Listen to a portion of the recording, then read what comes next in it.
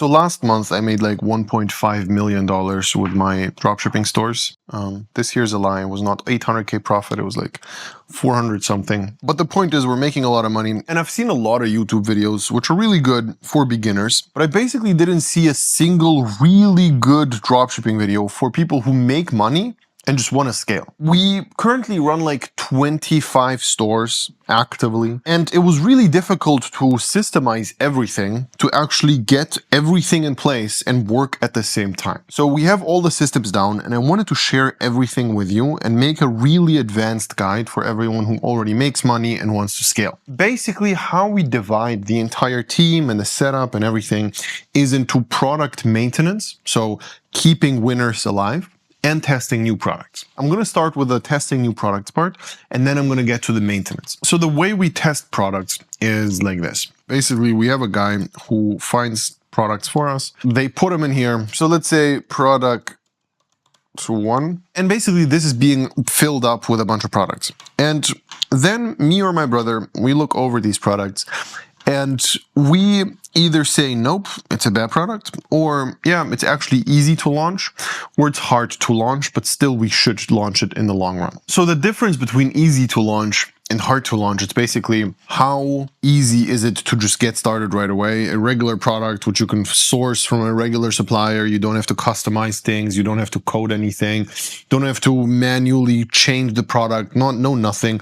It's easy to launch, and if you have to custom make, bulk order, do a bunch of shit, it's hard to launch, but if it's still worth it, it's still worth it. We still do it. So when a product is an easy to launch, it depends who's quicker. So we have a store guy and a few ad girls, and if the store guy is faster, then he puts it in here, so store done, video needed. And if the girls are faster, then they put it in store needed, videos are done. Wherever it is, we just see where it's stuck, so who's slower, who's faster. And then once all of this is done, basically if it's here and the store guy sees it and creates a store, it's ready to launch. And then after that, it's just ready to launch. So the media buying and all that stuff needs to be done. When it's done, it's launched. Okay.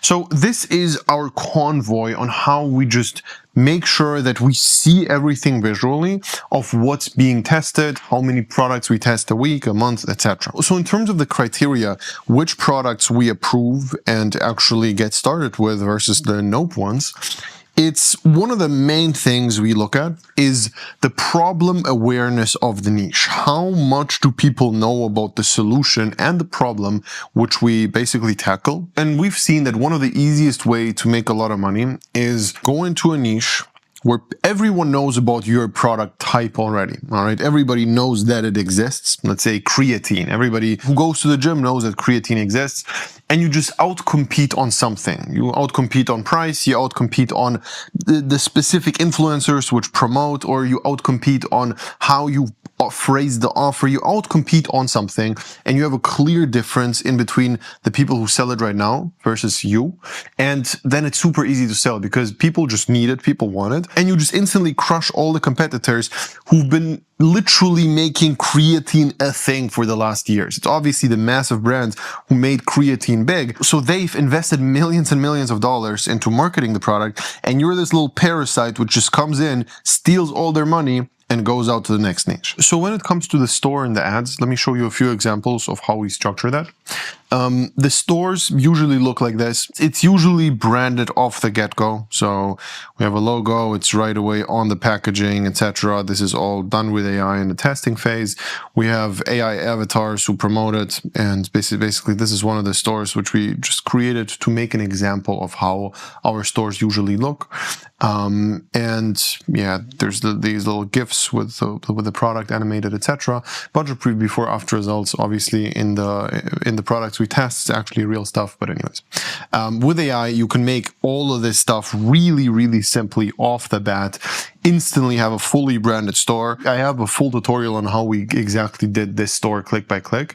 If you want to get that, just DM me the words store guide and I'm going to send it to you. But besides that, we always launch with one CBO, $200, and 6 custom made creatives. So we always start with 6 custom made ads. All right. So we either use UGC creators to get the product to be filmed, or we use AI. It really depends on how quick we want to test and the difficulty of filming it. And here here's basically how they usually look. Busy moms want glowing skin and stronger nails? My secret? I never skip my Live Conscious collagen peptides. Here are 5 reasons why you shouldn't either. First, this powder is unflavored and blends seamlessly into my coffee. I forget. So very simple, very direct. Have a person behind it and just basically have her promote the product.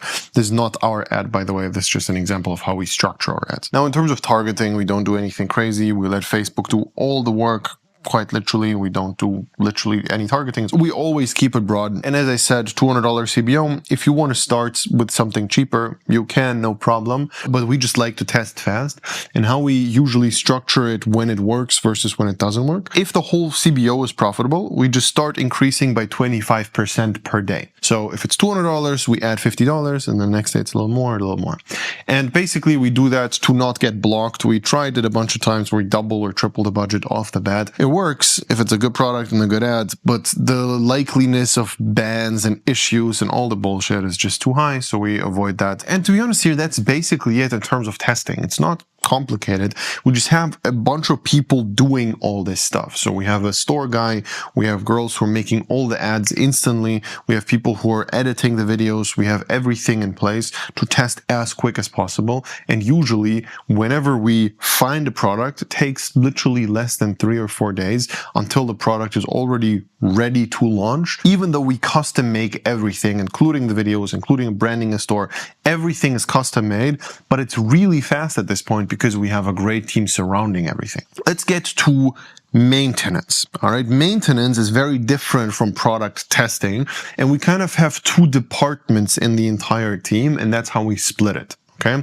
So besides the testing, this is how we maintain winners. And obviously, if you do Facebook ads, you probably know one of the main things in Facebook is just testing a bunch of creatives, right? Not only testing some creatives, but testing good creatives. And this is what keeps products alive forever. Here's our process of doing this. We use this software ClickUp to track all of our stores, and per store we have a ClickUp board. Whenever we come up with scripts or with ideas for something, we have them in here. All right. So this is the to-do list. And then the editors basically see, all right, I need to do this video. The filmers see, all right, I have to film this.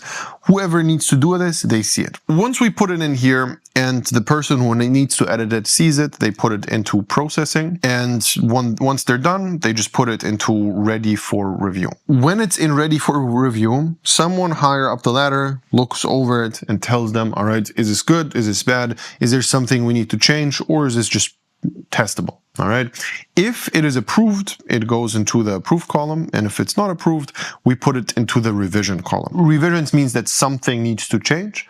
And what needs to change is being explained in a Loom video. So we put in the notes, like we add notes in here, and there's a Loom video just explaining quickly what needs to be changed. And that's that. Once the ad is revisioned, they put it back to ready for review. If it's approved, we put it here. And then once it's launched, it's in learnings. All right.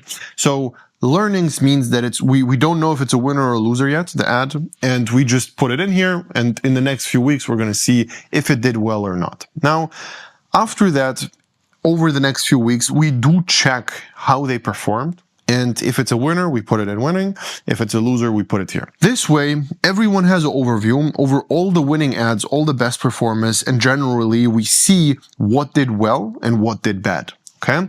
These winners, by the way, we then take and transcribe and upload them to ChatGPT to train ChatGPT's brain onto this product. And this means that ChatGPT now knows all of our winning ads, and it just keeps making better and better and better scripts and just keeps giving better revisions, etc. Now, in terms of the split for the to-dos, it's 2 different things. Okay. Number 1 is new video ideas. So coming up with concepts and figuring out like new hooks, new stuff. And the other one is keeping it very, very simple. All right. So copying other stores' winners from us, like we have, again, a bunch of stores. we have like this winning column is full in every store.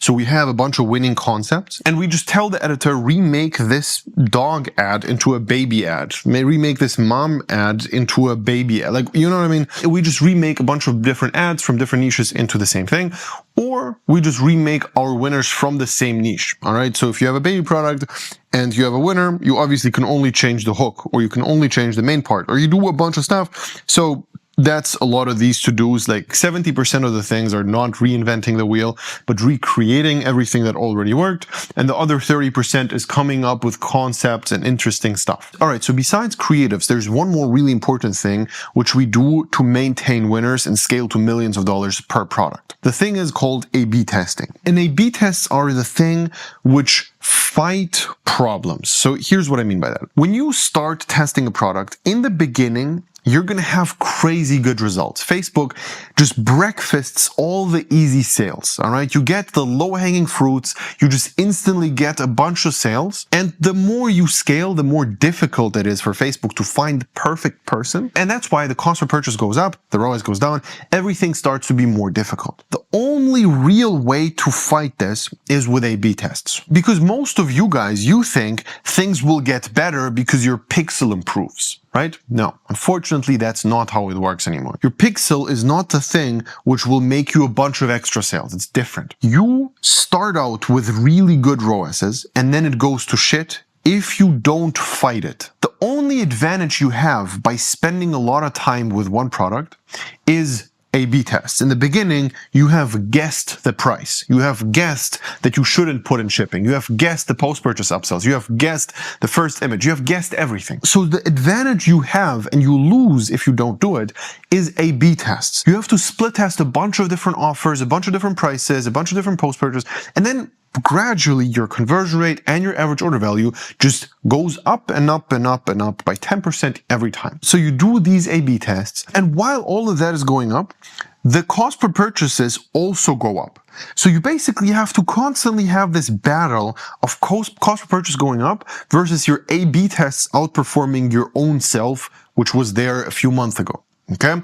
And you always have to win that battle. That's the battle you have to win. If you don't focus on that battle, you're fucked off the bat. And this is why most of you guys, you make 100K, but then you can't scale to 1 million. You make some money, but it just keeps dying out for you. It's not your product. The product is not the issue. The issue is not that you have to test the next product. The real issue is you didn't do enough A/B tests and you didn't test enough creatives. All right? This is in 99% of the times, it's always the problem. Our product literally run for years. Good products do not die. And obviously there's going to be exceptions and all of that. And there's some products in smaller markets versus bigger markets. But whenever you think your product is dead, I'm like 99% sure that it's not dead because you didn't test enough stuff. Ask yourself, did you make 100 A/B tests yet? No.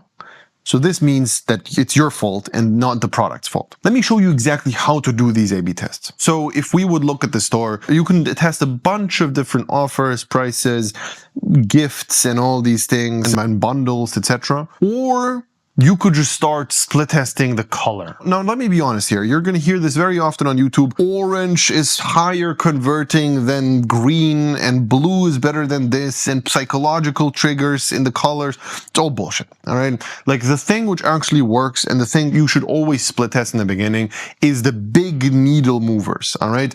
If the conversion rate cannot significantly change or the average order value cannot make a significant jump, it's not worth split testing. You shouldn't ever try split testing like the name of the product or the little stuff, the logo, whatever, you know? These are all things which you can test so far down the line. When you make over $1 million with one single product per month, then you can start thinking about these small changes. But in the beginning, it's all price, offers, and stuff like that. Now, there's two things which are generally there to be split tested. The front end, so everything here, and the back end. The back end means after they bought, okay?